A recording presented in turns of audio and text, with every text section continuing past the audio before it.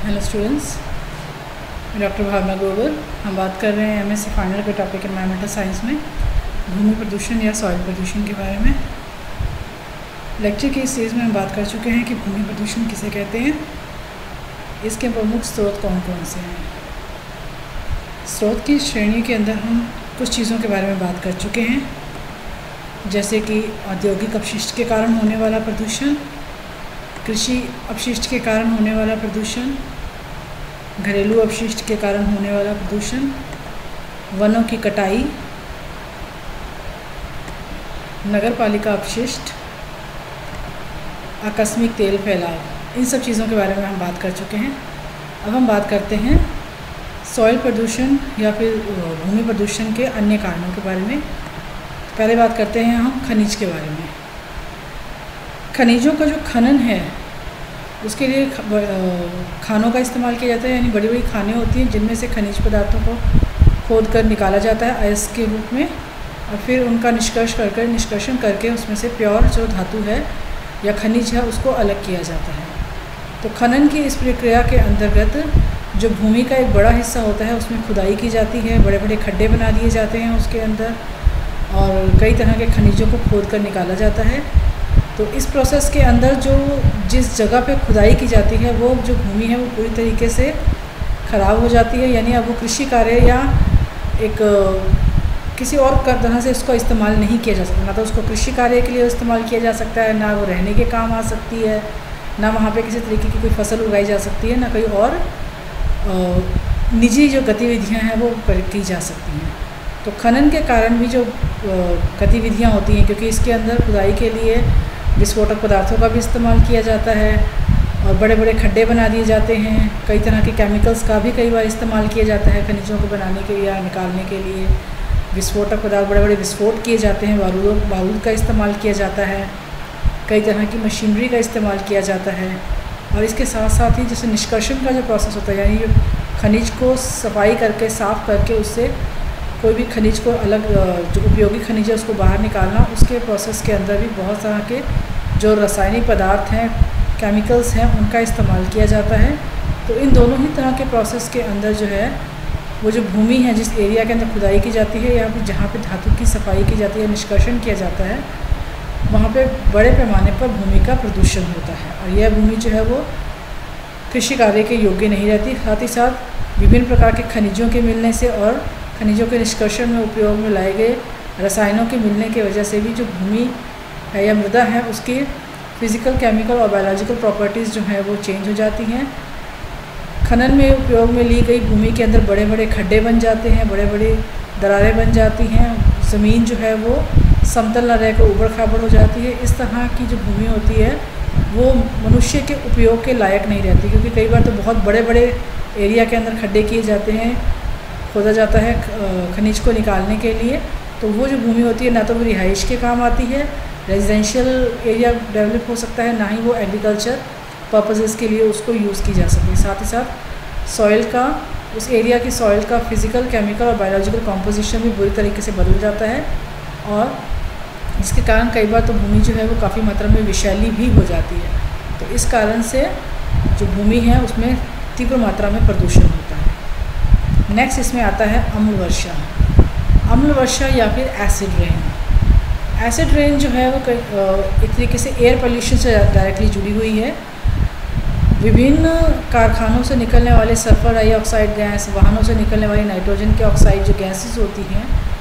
ये प्रदूषण के रूप में यानी वायु प्रदूषण का एक मुख्य कारण होती हैं। और वाहनों से और कारखानों से कोयले को जलाने से या किसी भी तरीके के खनिज तेल को जलाने से बड़ी मात्रा में पैदा होने वाली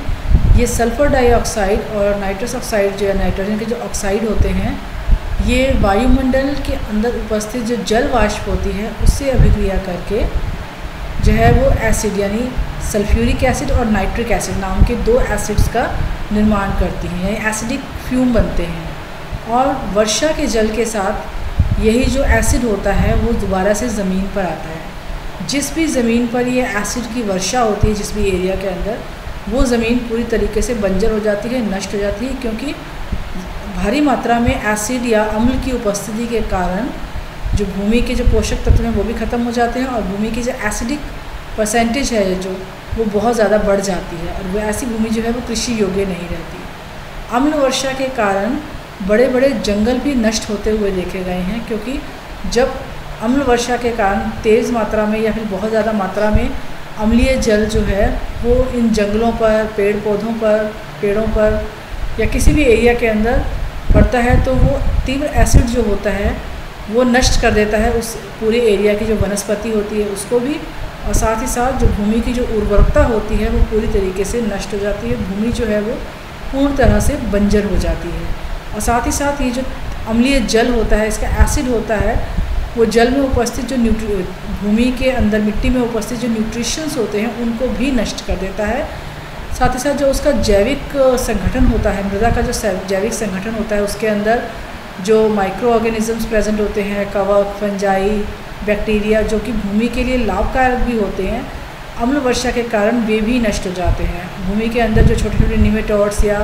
एनिलिड्स, अर्थवर्म वगैरह, छोटे कीट वगैरह जो प्रेजेंट होते हैं, जिन्हें हम भूमि मित्र भी कहते हैं या कृषि मित्र भी कहते हैं, जो कि भूमि की मिट्टी की उर्वरता के लिए आवश्यक होते हैं, सहायता करते हैं भूमि की उसकी उर्वरता को बढ़ाने के अंदर, अम्ल वर्षा के कारण वो भी पूरी तरीके से नष्ट हो जाते हैं। और साथ ही साथ यह अम्लीय जल अपने साथ साथ पोषक तत्वों को भूमि की गहराई में नीचे की ओर ले जाता है और उनको पूरी तरीके से नष्ट कर देता है। अम्ल वर्षा के कारण जो भूमि होती है वो पूर्ण रूप से बंजर हो जाती है। ऐसी भूमि पर किसी भी प्रकार की जो कृषि है उसको करना संभव नहीं होता जब तक कि पर्याप्त साधनों और जानकारी के प्रभाव में या के उपयोग से इस भूमि को ट्रीट ना किया जाए, उसका उपचार ना किया जाए। ऐसी भूमि के उपचार के लिए विभिन्न रासायनिक पदार्थ मिलाए जाते हैं जो कि मिट्टी की जो अम्लता है उसको कम करके उसको न्यूट्रल या थोड़ा क्षारीय की तरफ लेके जाए। तो अम्ल वर्षा भी जो है वो भूमि प्रदूषण का एक बहुत मुख्य कारण है, और ये मुख्यतः शहरी क्षेत्रों में जहाँ पे बहुत ज़्यादा मात्रा में इंडस्ट्रीज़ प्रेजेंट होती हैं, जहाँ बहुत ज़्यादा मात्रा में खनिज तेल को जलाया जाता है, चाहे वो वाहनों के माध्यम से हो, चाहे वो फैक्ट्रीज़ के माध्यम से हो, वहाँ ये बहुत ज़्यादा मात्रा में देखी गई है और भूमि की उर्वरता को नष्ट करने का एक बहुत प्रमुख कारण होता है। तो इस लेक्चर के अंदर हमने देखा कि कौन कौन से स्रोत हो सकते हैं भूमि प्रदूषण के। एक बार दोबारा देख लेते हैं। औद्योगिक अपशिष्ट हैं, कृषि के अपशिष्ट हैं, यानी कृषि का जब कृषि करने के बाद जो पीछे कचरा बचता है वो, घरों से निकलने वाला जो अपशिष्ट पदार्थ है, घरेलू कचरा जो होता है, चाहे प्लास्टिक के रूप में हो, फलों सब्जियों के छिलके हों,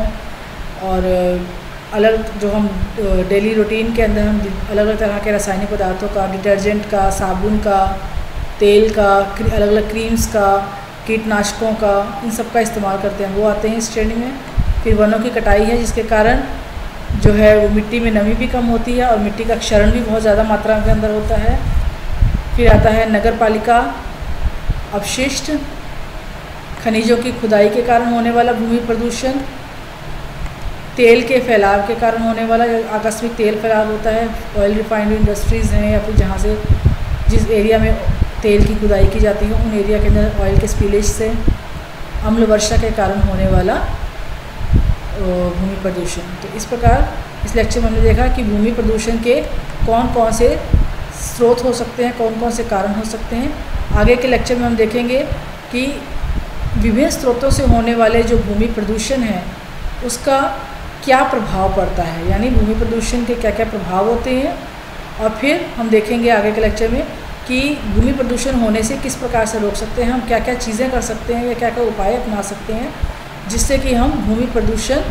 कम हो, या हम अगर भूमि प्रदूषित हो गई है तो उसको हम दोबारा से उपयोगी बनाया जा सके। धन्यवाद।